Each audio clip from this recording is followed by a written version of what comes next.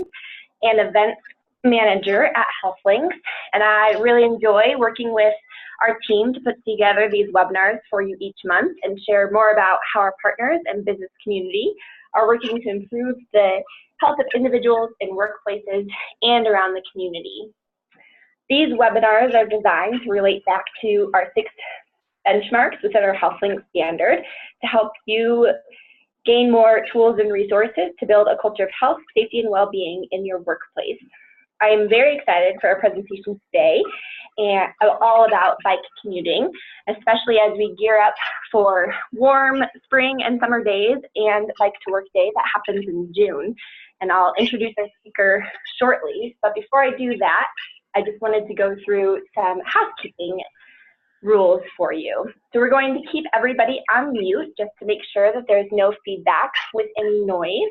So if you have a question, you'll see a chat box pop up in your control panel when you open up the webinar. You can just type your questions there and we'll respond to them at the very end of the webinar and presentation, unless it's something that is for clarification for a slide, then I will go ahead and ask the question on behalf of you all. Today, our webinar is going to be pretty interactive, and we have a couple of slides that do have a poll function in them because we want to see your live feedback. So make sure you have a cell phone handy. It'll be a quick and easy way to respond and give us your answers in live time without having to worry about the chat function during that part. And we'll, again, highlight how you do that when we have those questions in the presentation, but make sure that phone is handy. We are recording this webinar today so that if you want to share it with other coworkers, friends, family, whoever you think might find this information valuable, we'll have it readily available for you. We'll send the link out to the recording along with many handouts from the presentation today and contact information for our presenter directly following the webinar. There will also be a quick feedback survey for you, so if you don't mind taking a couple of seconds for that as well in that email, that would be great. So without further ado, I'd like to introduce our speaker for today. We are joined by Maureen, or Mo McCanna. She is a program manager at Bicycle Colorado, and she manages their school education programs. She partners on safe routes to school projects across the state and has given presentations to students and parents about choosing and safely using active transportation to get to school. She also teaches groups of youth and adults to ride through the Learn to Ride lessons and welcomes them into the bicycling community with resources to become safe and confident riders. Mo has also launched the Save the Zone initiative, which is a program to encourage Lakewood residents and employees to replace single occupant vehicle trips with active and public transportation. I've seen her presentation so far already today, and there is some great information that she's going to provide. So I'm going to pass the presentation over to her, and we'll get started. Thanks, Michelle. Just to confirm, can you hear me? Is the sound working okay? Yep, you're good. You're all good. All right, thank you. Thanks, everyone, for joining us on what I assume is your lunch break. I'm so excited to be here. Look forward to hopefully getting you even more excited about biking to work or just around your communities, and setting straight any misconceptions, helping motivate you, and answering any questions that come up throughout this presentation. We here at Bicycle Colorado, our mission is to encourage and promote bicycling, increase safety, improve conditions, and provide a voice for people who ride bicycles in Colorado. So ultimately, we just want to get more people riding, and that includes you. Whether you're here again to learn about commuting to work or just around your own communities, we're excited to help you feel safer, more confident with some of this information and some of the resources that I have for you today. We're a statewide advocacy organization and nonprofit with over 10,000 members. And our policy team, what our policy team does, they advocate for laws and funding to improve infrastructure, making biking safer, more accessible. We advocate for vulnerable user bills, vulnerable road users, a 3-foot to pass law, which we'll touch on today, distracted driving laws, that rolling coal bill, cars that emit exhaust, increasing the fines. So our policy team is busy at work, and then thanks, Michelle, for explaining a little bit about my work on the education team. We have a full or packed hour for you today, talking about the benefits of commuting, equipment and dress, rules of the road, laws and etiquette, common crashes, bike infrastructure, route finding, and multimodaling. I don't know if that's a word, but I turned it into a gerund there, and basic maintenance at the end. So I would like to gauge who we have on the line, how far you live from work. If you guys are interested or willing to pull out your cell phones, there are 4 options here. And there's a number under each or next to each distance. If you're able to text that in, it'll give me an idea of how far you live from work. 2 miles or fewer, 2 to 5 miles, 5 to 10, or more than 10 miles. And I'll give you a few minutes to do that. And then I can speak to some of you throughout the presentation. And just to highlight, I think there might be a little delay on one of the slides, but you text, so the codes that you see, text that to the number 22333, and it should pop up for you.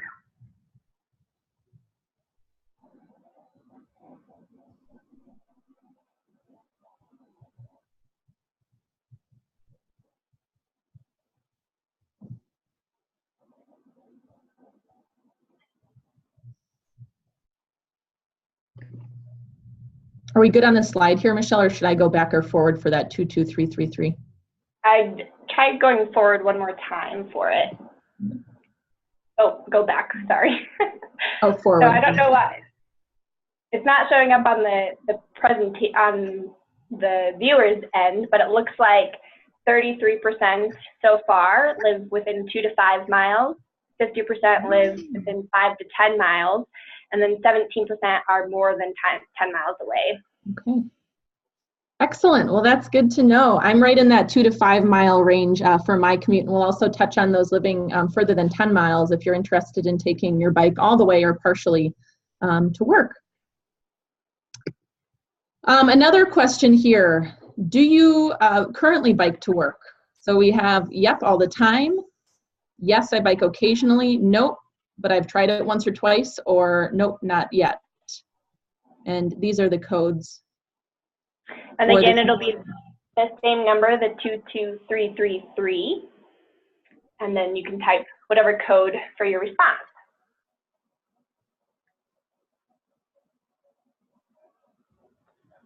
They're coming in, it looks like so far it's almost 40% occasionally bike to work, that second option. Oh, they're still coming in. We'll wait for just a second. Okay. So it looks like the majority, 38%, bike all the time, and then a quarter occasionally. Some have just tried it once or twice, and then about 10% have not biked yet. Great. Well, thank you. And it seems also, it seems like a number of you are already doing it. So hopefully we'll get through some stuff at the beginning that you may already know, and feel free to add any comments to the chat, and we can discuss any feedback or input that you have from your own experiences. But still hope to fill in some gaps here for those of you that are writing, and then you'll learn a lot, those of you that are looking forward to it. All right. Last question I have for you to kind of gauge who our audience is. There are 4 rider types as defined by Roger Geller. Some of you may have heard of these rider types. No way, no how, which usually represents about 30% of the population, not interested in bicycling one bit. Interested but concerned, that's a larger chunk, or the majority wanting to ride more, but sometimes nervous about safety and cautious about where and when they ride. There's a third group, enthused and confident. So comfortable sharing the roadway and riding in most conditions. And then the smallest portion are the strong and fearless. So they have the skills and confidence to ride regardless of any road conditions.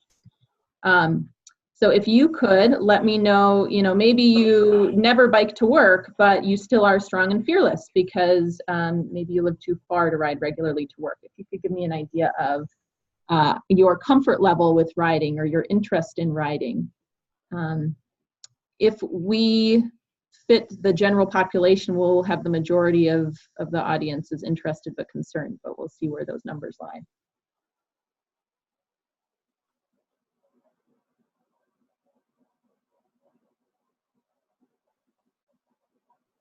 It looks like that's coming in right now. So about 80% are in that interested but concerned.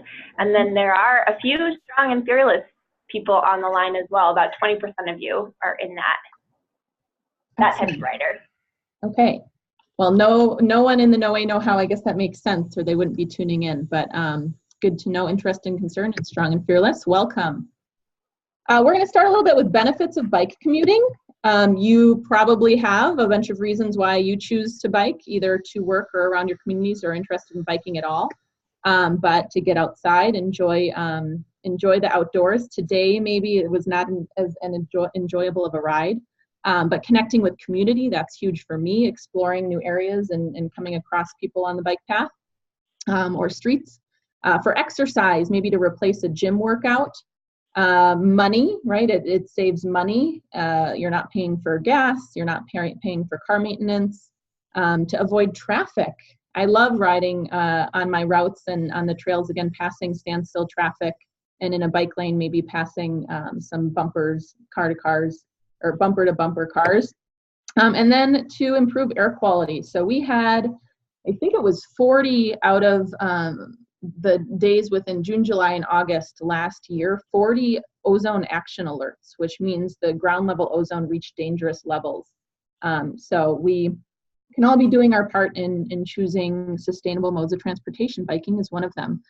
So this is a little fluffy. Let's get to a little bit more specifically what some of this data is.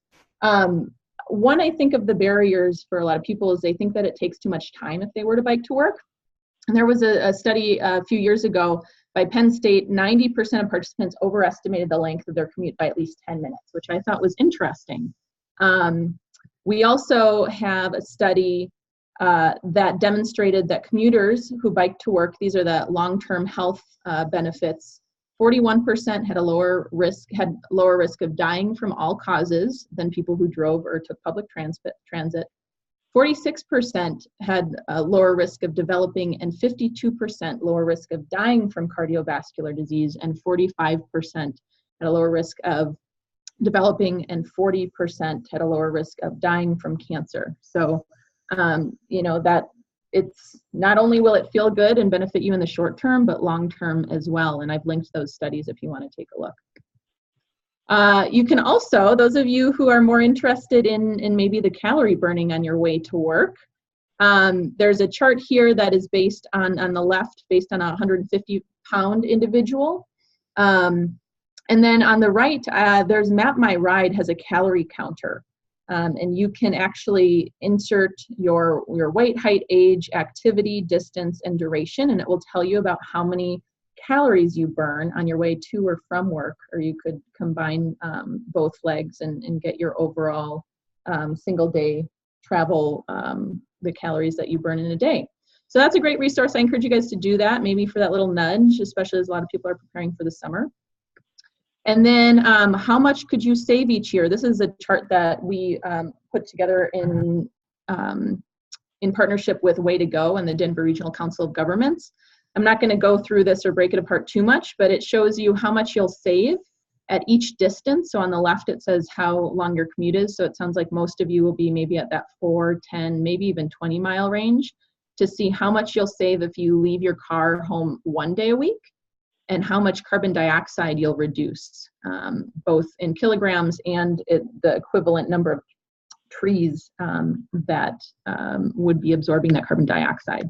So that's kind of a neat chart, and when Michelle sends this out, you guys can take a look and gauge that, or take a look specifically at what your distance is and what you're saving. All right, let's move on to equipment and dress. Before we talk about, we'll talk through each of these. There are a few different types of bikes. For those of you, seems like most of you are pretty familiar with bicycling, so I won't spend too much time, but we have a mountain bike, thicker tires, maybe less efficient for a distance ride, more of a, maybe depending on your terrain, you might use that mountain bike if you've got a bumpy route. The road bike, quite a reach there, thinner tires, more efficient.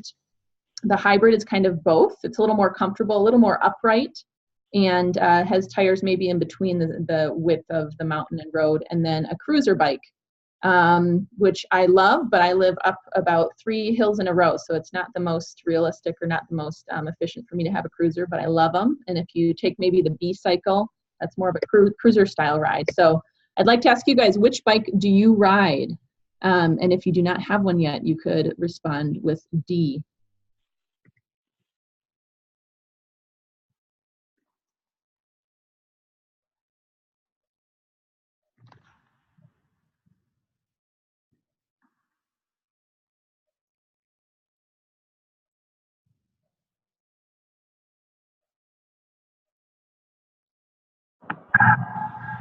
Great, it looks like they're coming in again. Nobody has a mountain bike on this call. We have road bikes and hybrids, both came in at 33%, and then cruisers and no bikes at 17%. Okay, great. Well, thank you. Yeah, those road and hybrid probably make the most sense for a commute, at least with the distances that you gave me. But always when you're choosing a bike, yeah, consider what that distance is, the terrain you're using, the incline, right? A road bike is probably easier to get up a big hill like mine at the end of the day. Speed, how fast you want to be going. So those are all factors to consider when you're purchasing a bike, as is the bike fit. So there are 2 things to consider, right? You have a frame and your wheel size. So mine, for example, well, you've got both of those sizes to consider. My bike frame is a road bike, so it comes, I think it's 52 or 53, and then the wheel size or the frame might also come small, medium, large. It might, and then you have your wheel size. With kids' bikes, we usually judge them based on wheel size, 16-inch, 20-inch, etc. 27 and 29s are usually, I would say, pretty typical. But when you get a bike that's too big or too small, you probably won't be enjoying riding as much because it will be uncomfortable, it'll be inefficient.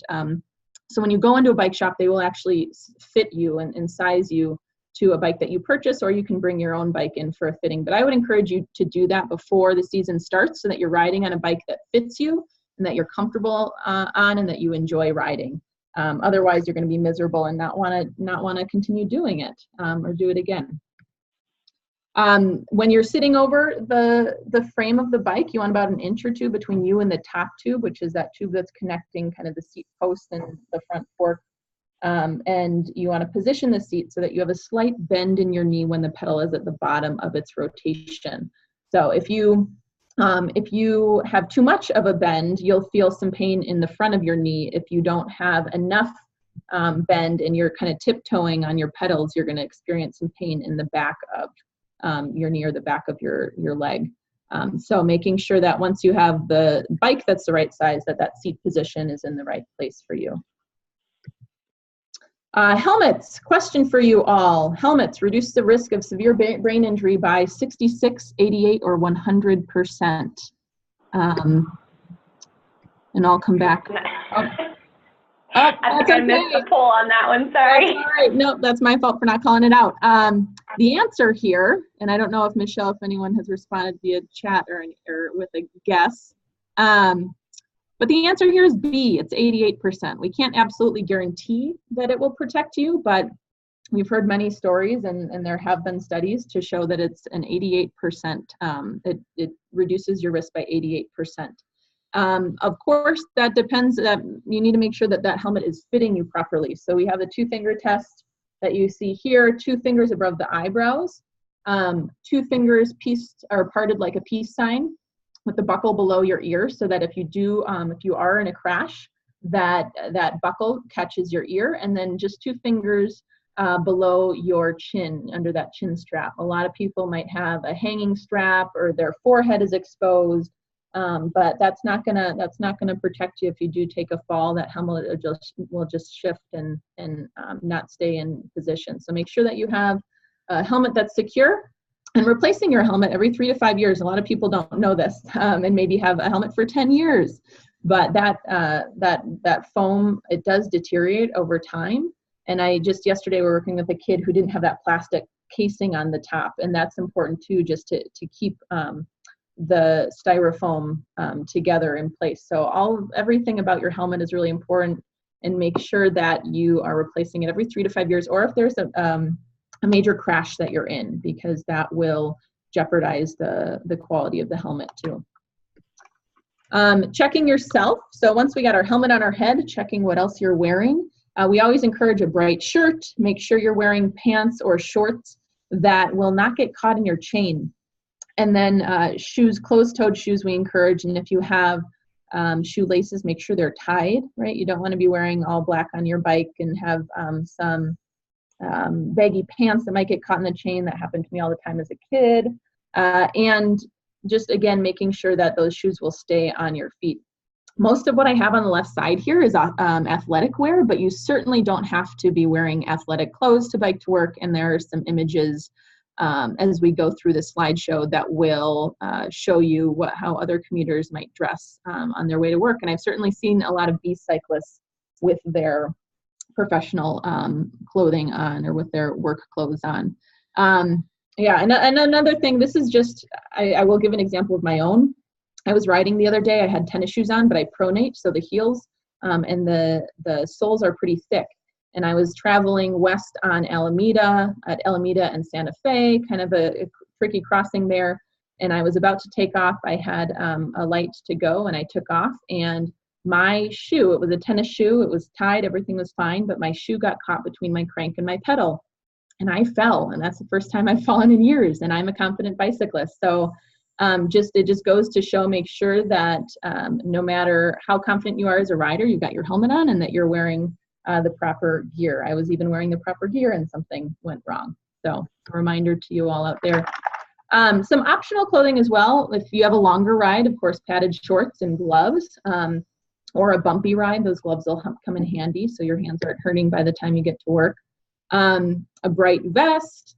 I've seen some commuters wearing a bright vest, a pant strap. So you see that picture on the right there. If you do have baggy pants, you don't have to roll them up.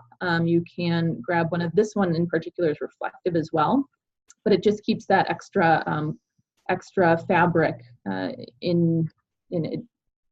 It brings it in so that it's not likely to get caught in your chain. And then we also have sunglasses, not only for glare, but I've found I bike along the South Platte, and this is right at the time of the year when the gnats start coming out. And it can actually be dangerous if you're bringing your head down to avoid getting gnats in your eyes, and the sunglasses certainly help for protection with bugs if you're riding along a place like the South Platte. Clipless shoes or clipless pedals. So for efficiency, if you're really interested in investing in this, you can get some shoes and clipless pedals so that when you are lifting your feet, that momentum, your feet aren't coming off of the pedals, they're actually clipped in. So you have that momentum pulling the pedal up and forward instead of, wasting some energy on keeping your foot to the pedal. Or you can get some stirrups. So you're not actually clipped in, but you slip your foot into the stirrup as well so that you're maybe able to go a little faster, keep that momentum. Just don't forget that you're clipped in or that you have a stirrup if you need to put your foot down. And then on a day like today, of course, rain gear is a great thing to have if you're an all-weather rider. There's some great rain pants that you can get that will keep the elements out, and you can just put on over your regular pants. Same with a rain jacket. Preferably something, something water resistant, or, but there's also the breathing aspect. So it's kind of a balance there. You want it to keep the water out, but you also don't want to become overheated. So I always encourage generally layering in any condition, so that if you get hot on your ride, especially if it's 10 miles, or you can just dress down when you take off. If it's a chillier day, you will warm up as you get riding. Accessories, phone holder. So encouraging you to, if you're looking for directions or using your phone to help navigate, make sure to have something so that you can be hands-free, or your hands stay on your handlebars. A bike computer is a great resource that will usually has an odometer and speedometer, so it'll tell you how fast you're going and how far you're going.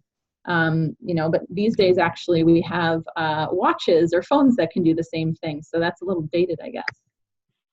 Lights. So it is a law that you need at least a front white light and a red rear reflector at dusk. But we encourage you guys to have lights all the time, no matter night or day. And we'll talk a little bit about that in a second. and then a water bottle and cage. So to the right here, you see the cage that will hold the water bottle in place. So that takes more weight off of your back or provides more space in whatever cargo unit you're using to carry your things. A lock. Fenders, again, on a day like today, you don't want to show up with a back splashed with water and with mud and dirt. And Allen or a hex wrench set is a great thing to have. There's an image of it right there to the right. The Allen or hex wrench set will take care of most of your needs on your bike, most adjustments with your brakes, sometimes with your seat post, if you don't have a quick release. So getting a set of those is really helpful. And flat changing supplies, we'll get into that at the end. And finally, something to carry most of that stuff in addition to maybe your lunch or a change of clothes or your laptop. These are some options for you. I do not carry a backpack. I prefer to have nothing on my back or a messenger bag unless it's a really light day. I have a pannier, which you see a couple of examples there. With a bike, with a rear rack on the bike, you can, they have hooks and they'll hook in there and it will, it's amazing how light you can feel. I mean, the weight is in the back, but you've got nothing on your body really weighing you down and causing you to sweat any more than you need to. So I definitely encourage a pannier. And you see our former education manager, Steph, she was able to put that whole box on her back or her rear rack. So that's an option. And one guy in our office also has a front pizza rack, which is kind of a wider rack that goes on the front. So a lot of different options so that for those of us who say, oh, I've got too much to carry, for us to still make it work. Before you get on your bike, we always encourage you to check that bike for safety. So an ABC quick check is what we call it, where you're checking your air. So squeezing the tire, just make sure it's not flat, right? Usually a flat is pretty visible. Brakes, so engaging your brakes by pulling them in and then try to push and pull your bike to make sure that your brakes are working. I've changed my tire before and I have sometimes forgotten to re-engage my brakes. So it's always a good reminder to make sure that those are working before you take off and need to stop. You can check for rubbing. A chain, so checking for your drop chain. Again, sometimes you'll hop on and you'll realize that you don't have your chain engaged, and so that causes a little, that means you'll be getting a little dirty. But making sure that your chain is actually functioning and on, and then there's no squeaking or rusting going on with that chain. Or next time you use your bike, you might want to replace it or just clean it, depending on its condition. And then the quick release, making sure you see that image to the right. That's the quick release on the axle of your wheel. Making sure that that's pushed in and that it is secure.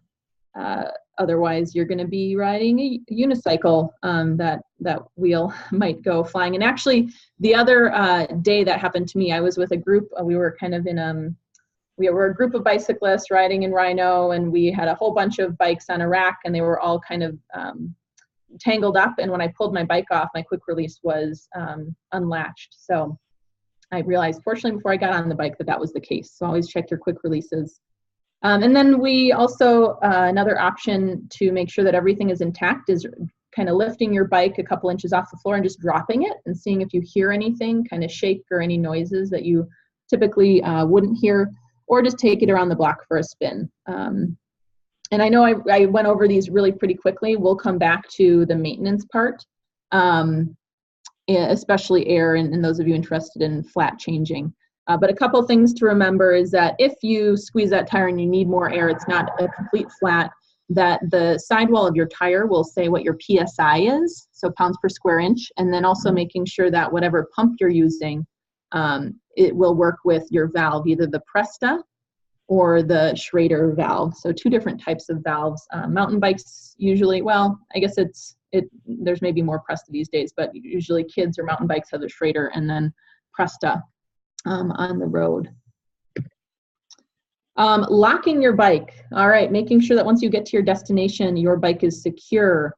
A few options here, right? We've got a cable lock, which, I mean, if you're taking quick trips, that's probably going to work. But if you're leaving your bike unattended for a few hours, I would definitely suggest the U-lock. So that really heavy lock at the bottom often requires a key. Then I have this kind of flexible lock that you see that can actually is more malleable, and I love that. It's kind of more of an investment, but it's a little bit more flexible, and I enjoy it probably more than a U-lock, because I'm always worried that I'm going to be in a situation where the U-lock won't adapt to the pole or whatever it is that I'm locking my bike to. Speaking of locking your bike to something, when you do that, you want to make sure that you are locking that triangle frame, or the triangle part of your bike, right? The frame is the most expensive part of your bike. And then we encourage in this image you to have both like a U-lock or a lock and a cable attaching both tires, or both wheels rather.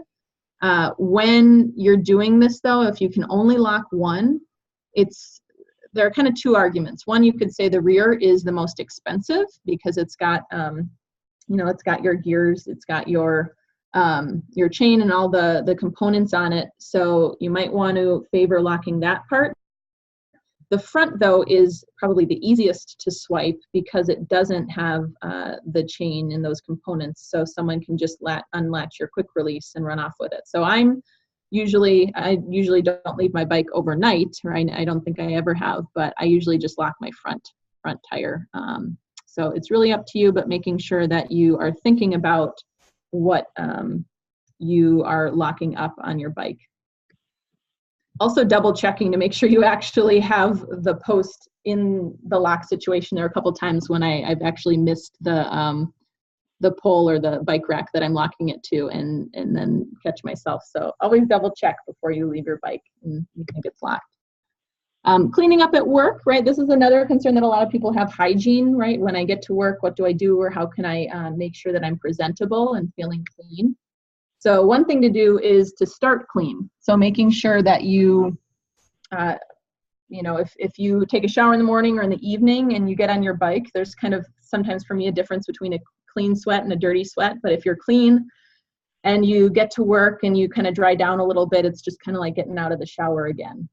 So that's one suggestion. Another is wipes. So bringing wipes, baby wipes or any type of wipe to wipe down the area that you're most concerned about smelling nice and keeping clean once you get to work. Cool down and dry off. I always sit down at my desk for maybe another 10 minutes once I get to work and let myself cool down, because putting on clothes when I'm still kind of sticky and sweaty, it's not comfortable, and it also then carries over to that fresh change of clothes. So waiting until you're all cooled down at work. Changing clothes, I also do that. I live about 4 miles. I have other coworkers who live maybe 2 miles and they don't change their clothes, but my ride does, I feel more comfortable when I bring a change of clothes. Busing to work and biking home, that's another option. We'll talk about how to put your bike on the bus and then biking home. So that's an option to multimodal. Explore a flatter route. And I have an image here of my route. So I go to work, I go downhill, that's great. And then coming back is when I really get the workout. And by the time I'm home, I'm pretty sweaty. So if there is an option for you to take a different route, you can look into that, and we'll talk about route finding as well. All right, let's talk about rules of the road. That may be why some of you are on this in this webinar, questions about how to ride on the streets and what is legal and illegal. So a bike is a vehicle by law. If you don't know this, a bike is considered a vehicle, and on a bike, you need to follow all the rules of the road. Bicyclists are safe when they act and are treated as drivers of vehicles. So again, following all the rules of the road, we encourage everyone to be visible and predictable, right? And if you're not doing what cars are doing on the road, or if you're not doing what you are legally supposed to be doing on the road, you are unpredictable and putting yourself and others in a dangerous position. And same with being visible. We're smaller than cars, so what can we do to make sure that people see us? A couple of resources that I may mention throughout, or that you could look into if you want some more information on this section, is the Colorado Bicycling Manual. It's a very thorough booklet on rules of the road in Colorado and just general bike etiquette. And then Safe Riding with Bike Safe.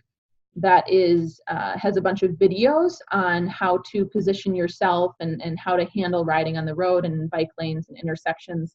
There's only so much we can do through a webinar, but before actually getting on the road and exploring, you can take a look at those videos, and they do a great job of explaining what the best practices are when you're on the road. Where to ride, street versus sidewalk. I am going to kind of buzz through this. I was going to ask you guys to share your thoughts or what you know about street versus sidewalk, but because of time, I'm going to run through this. So in Denver, adults need to ride on the street. It is illegal to ride on the sidewalk. And in Lakewood, it's different. So you can ride on the sidewalk in Lakewood. So it's dependent on the municipality that you're riding in. So you're going to want to find out where you're doing most of your riding and what is legal or illegal. And where you should be riding. We'll talk about, or I have some images right here to show why riding on the street is better than the sidewalk. You know, if you're 10 feet away from that car on a detached sidewalk, they're not as likely to see you as if you are in their lane and they actually have to move around you or see you in front of them. So they could cut you off if you're going straight on a sidewalk and they don't either look in their blind spot or look ahead out to the right. And then riding with traffic. So if you're riding against traffic, we call it salmon swimming, right? Or salmon riding, like you're going upstream. But as you can see in this image to the left, this car is going to mostly be looking to its left when it's turning right. As much as we want drivers to be checking their right as well, their focus is primarily on the direction that the cars are coming from. So this bicyclist is in danger of running into this car, or the car running into the bicyclist, because you can see that parked car also impedes visibility. Walking is the opposite though, right? You walk towards traffic, and there are a few reasons for that. One, you're both moving at speed, so it elevates or it increases the impact. And also as a bicyclist, in order to move, you actually need to move forward. Whereas if you're walking, you can just step aside. If you're biking, you need to be moving forward. You need that momentum to move yourself out of the way. So you continue to move forward even as you're trying to avoid an obstacle. Don't ride too far to the right though. So in this situation here, you've got some openings, some parking spaces, and we discourage bicyclists from riding up on the curb. Or kind of weaving into that space, even though they think they may be doing something courteous for drivers to pass them. It's more predictable, right? It's about predictability to be riding in a straight line. And once you pop out, they may not see you because of other parked cars. So making sure you're staying on the street instead of you know, that temptation to ride up along the curb if there are a few parking spaces where you could get out of the way. And then we have the Dutch reach. So making sure that you aren't riding too close to parked cars, because there's something we call the door zone. And that, I don't know if any of you on the line have been doored before, but it can be painful and embarrassing. And as drivers, we want to encourage you always to be checking over your left shoulder. And one way to do that is a technique called the Dutch reach, which is reaching over with your left arm to open the door instead of, reaching over with your right arm instead of using your left arm. So if you all do that in your desk chair or in your chair, you're reaching over with your right arm, your upper body, your head turns to the left, and it will either catch your rear view or your side mirror, or it will remind you to look all the way over your shoulder for bicyclists passing. And not only if there's a bike lane in any situation, because you could have a bicyclist on that road. So stay away from the door zone, and as a driver, always be checking for bicyclists passing on your left. Claiming the lane, so positioning yourself in the center of a lane for your own safety or to prepare to change lanes or to turn. This is something that a number of bicyclists are not quite comfortable with, and I encourage you to think through, maybe look at some of those videos about when or why you would claim the lane and how to do so safely. When you're riding on the street, right? I'm actually going to ask, could we have a few of you participate via chat? When would we claim the lane, or when have you claimed the lane as a bicyclist on the road, sharing the road with cars?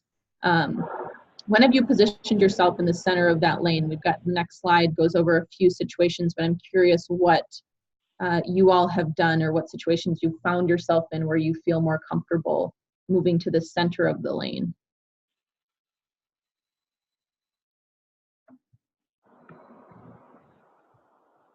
And if we don't get any participation, Michelle, I can move on. Somebody said when they're getting ready to turn left, they move over to the center of the lane. Yes. One of many reasons, absolutely. So when do bicyclists claim the lane? And I should say to begin with that we do have a right to be in the lane and to claim the lane. But bicyclists will do that to be more visible, to increase motorist awareness, especially in congested or downtown areas, right, where there are a lot of cars, and so you're not closer to the curb or against other cars, you're in the lane and people can see you. To prepare for a left-hand turn, like I believe Meredith said, moving over one lane at a time, just as you would in a car. If there is debris or glass on the shoulder in a bike lane, you certainly can move out of that bike lane or away from the right side of the lane. To trigger lights, so some of you, like in Lakewood, for example, there are some stop signs that have a small bicyclist painted on the ground, and that means that they have a sensor under there. So you may have to be right over that sensor for them to detect that a bicyclist needs the light to turn. If the lane is too narrow to share between a bicyclist and a car, so there are a lot of areas, there may be bulb outs, or I see a lot with the light rail, intersections with the light rail where a road becomes more narrow, and I will claim the lane when going into that, that situation. There's room for both of us, but then you approach an area where it's too narrow for both of you to sneak past. I claim the lane to discourage a car from squeezing in next to me and encroaching on my space where I feel safe, or to the point that I feel unsafe. To prevent being buzzed or sideswiped, similar idea, and to avoid the door zone, right? So if the lane is so narrow that the parked cars or the door zone is taking up that right side of the lane, position yourself in the center. Being visible, so making sure, again, that lane positioning, you are putting yourself in the most visible position if you need to, and wearing lights and bright colors. Again, it is a law that you need a light, at least a front white light, and a red rear reflector at the very least. So we've got vests, there are lights, there are neat spoke lights that you can use, and that by motion, that going around and around motion is actually considered even more effective than just a flashing light. So if you have lights on your ankles and that rotating motion or something in your spokes, that will draw drivers' attention even more. Being predictable, we already talked about some of these ideas, but using hand signals. So these are the different hand signals that you are required by Colorado state law to use going prior to a turn. About 100 yards before a turn, you want to signal what direction you're going in. Unless you feel unsafe, if you need to maneuver your brakes, or if you need to, you just aren't at the skill level where you can take your hands off the handlebars, that is okay. But if you're at that skill level where you can take off your hands, you need to do that to communicate to drivers what direction you're going in. So we have left is your arms, or excuse me, right can either be your arm, either your arm pointed to the right or a left arm angled at 90 degrees to demonstrate that you're going right. A dropped left hand would be stopping, and the left hand straight out would be left. Be sure you're announcing when you're passing, so either on your left, you hear that a lot, or using a bell, a friendly bell and a nice ring. We encourage you to refuse illegal courtesies. So this, gets at that predictability. If you come to a stop sign just after a car and a car waves you on, we absolutely encourage you to insist that the driver goes, because they were there first, and as bicyclists, we're vehicles. We want to follow that same rule of whoever arrives to the stop sign will go first. So I see that a lot. People are trying to be generous to me, but I don't want there to be any miscommunication, maybe with the car behind them, or in our communication where we would both end up going. So I encourage you to politely decline illegal courtesies. And following all signs and signals. That includes the speed limit, especially in parks, there are speed limits set, and I have heard of bicyclists getting speeding tickets, particularly in areas highly trafficked by pedestrians. And then stop signs. Depending on your municipality, there is a little variation in that idea that bikes are vehicles and follow all the same rules as a car. There are some municipalities in Colorado where you can treat a stop sign like a yield sign if there's no oncoming traffic, and same with a red light, you can treat it as a stop sign if there is no oncoming traffic. And there's a lot of talk right now about the safety stop bill that's to be signed by the governor. I just want to clarify for everyone that that doesn't legalize the stop as yield signs and the red lights as stop signs. It doesn't legalize it across the state. What it does is it creates language, or it standardizes language that municipalities who do want to allow this behavior for bicyclists, they will use that language. So once the governor signs this, we're not all in Denver allowed to cautiously and yield to stop signs. It's not until Denver, the city council, or Denver itself decides to approve a stop as yield bill. It's just the language that the governor is signing for municipalities to use to make it safer across the state, so that those municipalities who do allow bicyclists this behavior, it's all using the same language. Other laws, etiquette, safety tips. Bicyclists may ride side by side when they're not impeding traffic. They, we call that two abreast. Motor vehicles, they need to give 3 feet of space to pass, and they can cross a double yellow line.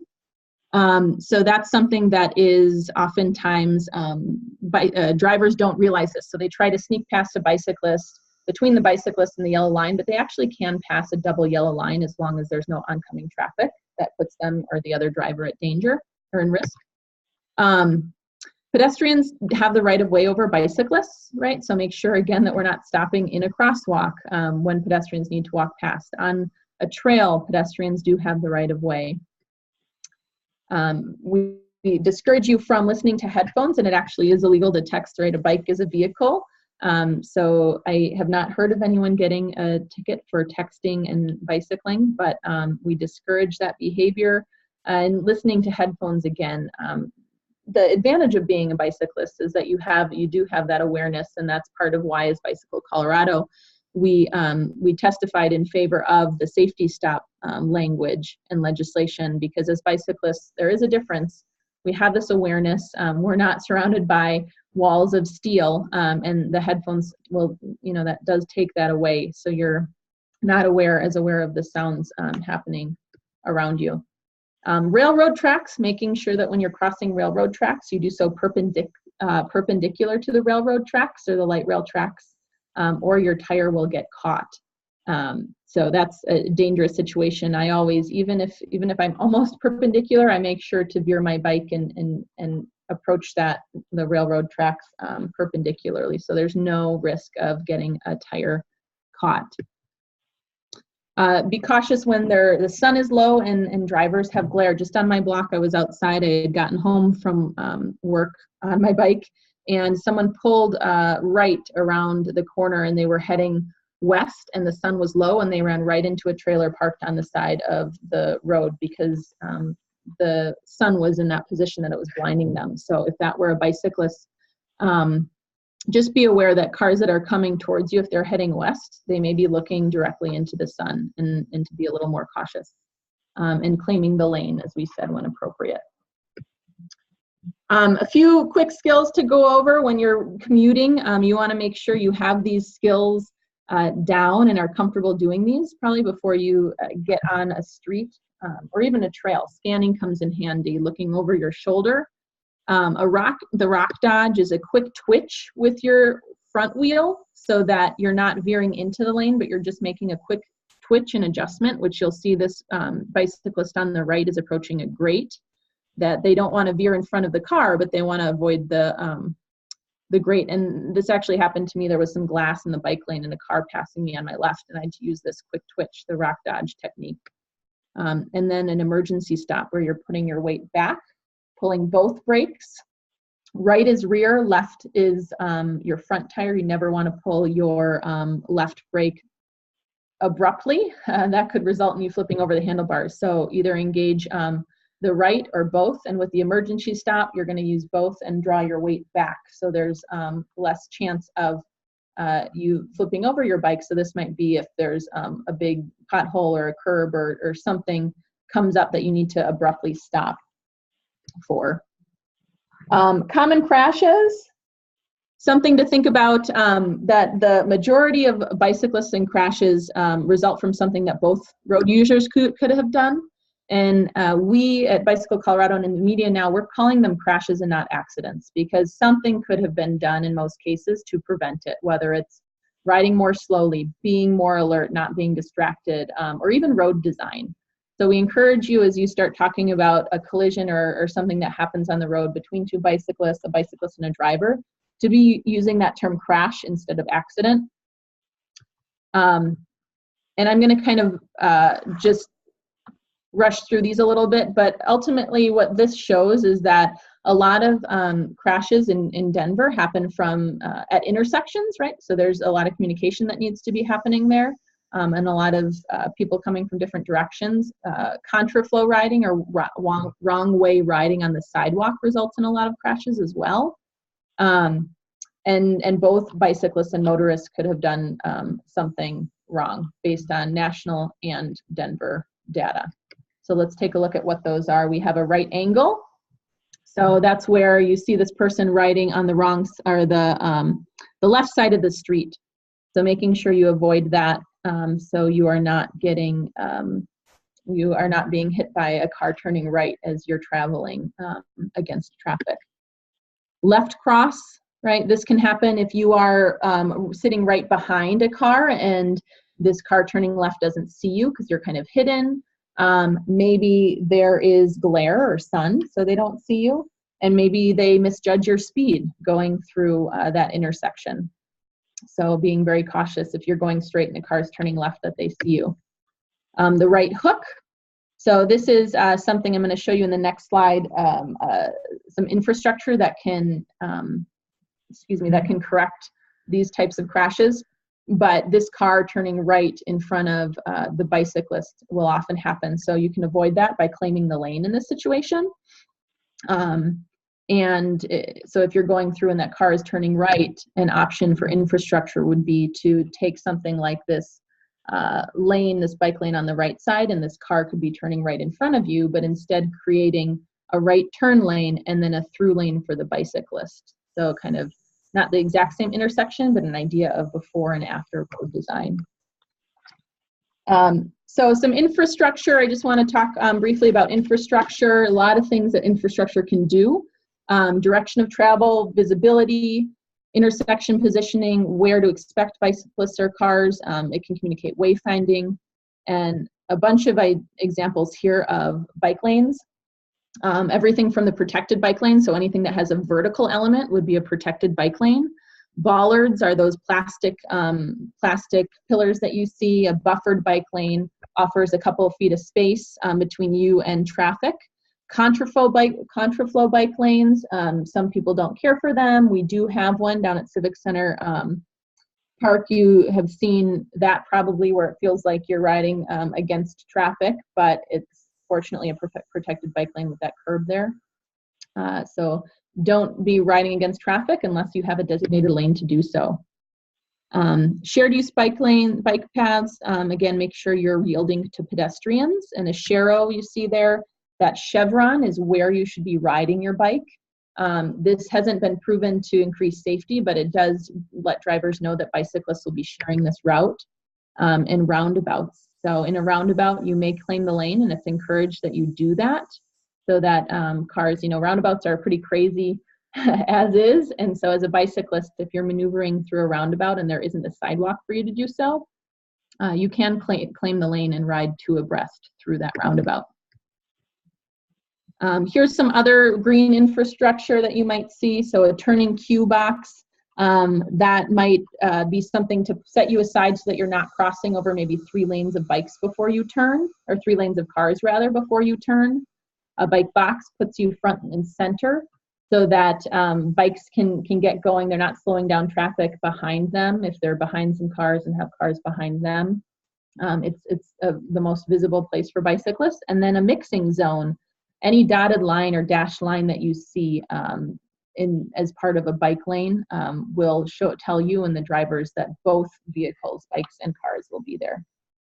I'm going to skip through some of this wayfinding and talk quick about multi-modaling and route finding. So we encourage you to use any type of tool that will help you get from point A to point B so that you have an idea of where you're going. Google Maps is my favorite.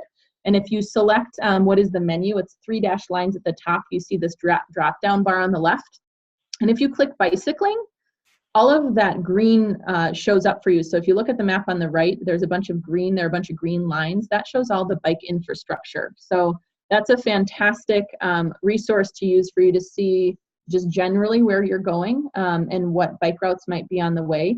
And then we have the Denver bike map. The link is there if you're more of a map person or a hard, paper copy map person. Bike Denver has a bunch of those, and we can get one too as well. So using Google Maps, you can select, right, just like a car or transit, you can select that map, or you can select the bicyclist, and it will tell you the best route. Now, I would encourage you to practice that route on maybe a weekend when you don't need to get to work, because there are sometimes some challenges. It's taken me on Federal, and I'm not going to go on Federal. I'm going to go over to Clay. So using Google Maps as a tool to help you figure out what bike infrastructure is along the way, and figuring out whether maybe it may be a longer route, but it's a route you prefer because of safety and it has more trails and roads. There's also Strava. So Strava we encourage you to use Strava. It's a heat map, so it doesn't tell you in a specific route, but it will tell you where most bicyclists are riding and where most bicyclists prefer. So that probably will give you a good idea of the safest and most comfortable conditions for bicyclists.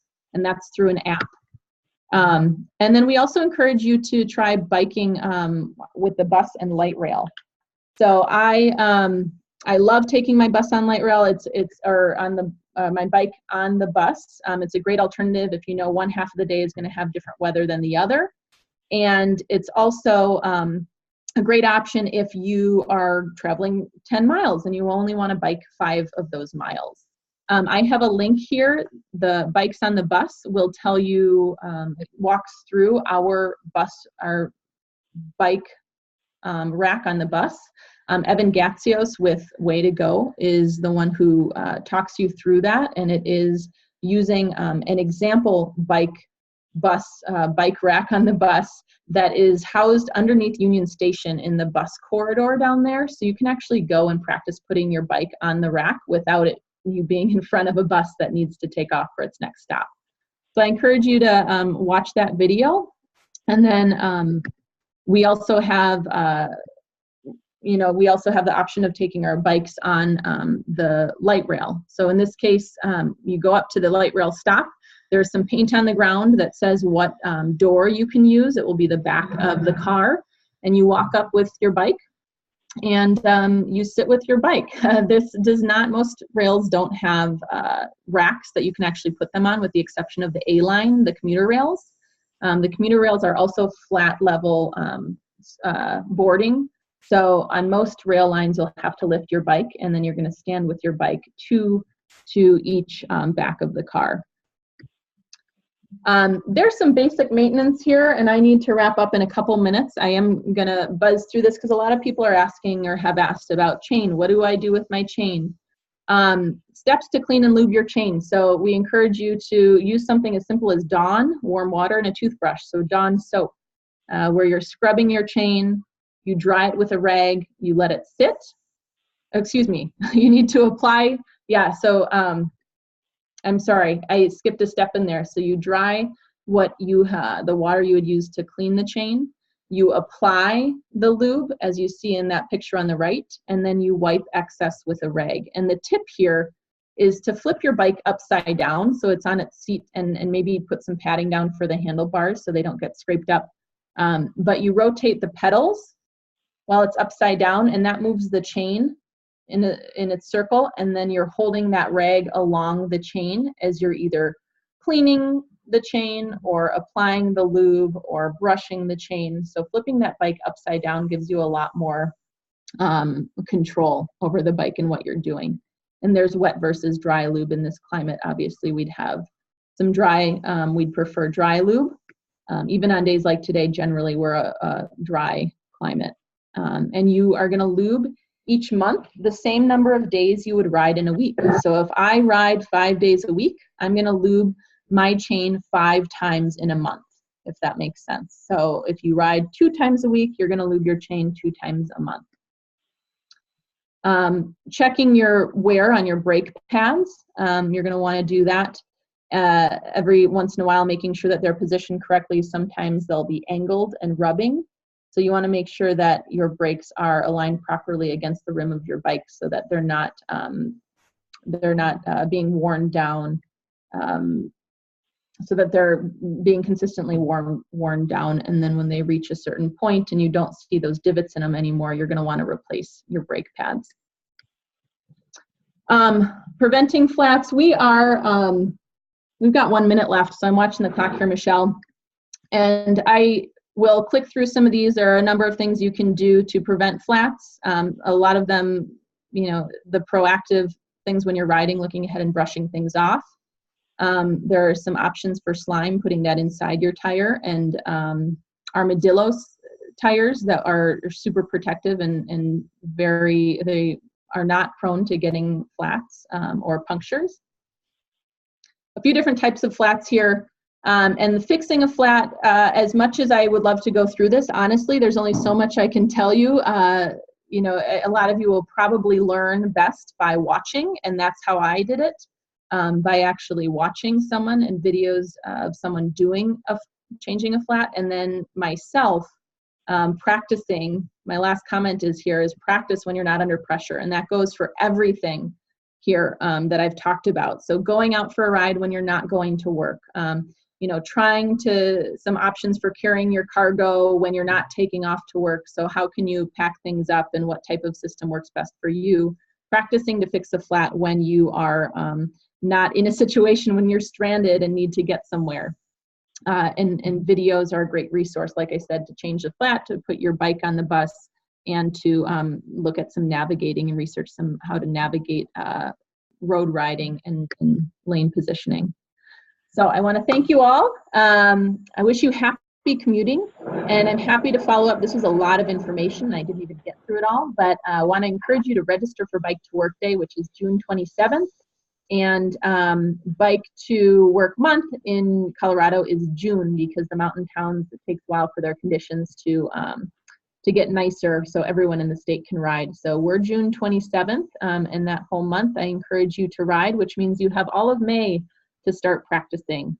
Megan, I'm going to hand it over to you. Please feel free to reach out via email with any questions, and I'm happy to stay on the line, but understand people are probably logging off. So I'll let you wrap up here, Megan, and again, I'm happy to answer any questions. Thanks, Mo, and thank you everyone again for joining us today. That was a lot of really great information, and just a reminder, we will send out all of the links that were presented to videos and guides and resources will be in your follow-up email, and I will be sending that out within the next few minutes. If you do want to ask some questions that you have a burning desire to know the answer to right now, we can stay on for a couple of more minutes. Otherwise, feel free to reach out to Maureen directly and we'll get those questions answered for you. Have a wonderful day, and we'll make sure to give you information on Bike to Work Day and how you can register and how to register your bike as well. And you can, like Mo said, you have all of months to practice all of these great things so that you can be confident that day in June. Well, Mo, I don't see anybody asking questions for you today. So thank you again for taking your time to putting together this great information and for sharing it with us. And I look forward to working with you more. Thank you so much, Michelle. All right. Have a great day, everyone.